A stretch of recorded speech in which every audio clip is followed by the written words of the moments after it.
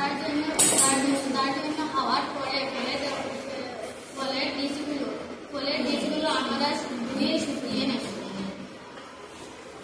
তারপরে একটু মাটি নিয়ে গোবরের সঙ্গে মিশিয়ে একটি মিশ্রণ তৈরি করে তার ভিতরে মিশ্রণটির ভিতরে বীজগুলো দিয়ে একটি বলের আকৃতি দিই।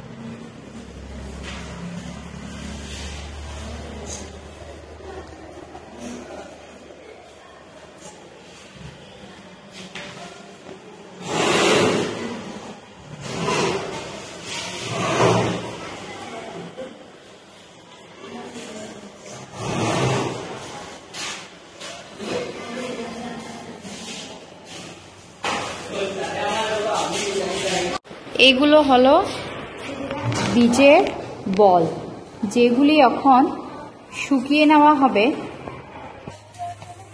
এইভাবে রোদ্রে দিয়ে আমরা বীজের বলগুলিকে শুকিয়ে নিতে পারি।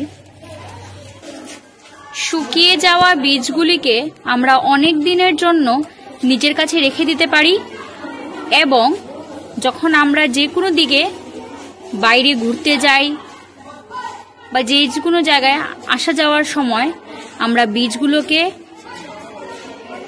ছড়িয়ে দিতে পারি জায়গায় জায়গায়, এবং বৃষ্টির পর এইগুলি একটি গাছে রূপান্তর হয়ে যাবে, কারণ তাতে কিছু গোবর সার মিশানো আছে এবং মাটি আছে, যার ফলে এইগুলি খাদ পাবে বৃষ্টির জলে এবং একটি গাছে রূপান্তর হতে পারে।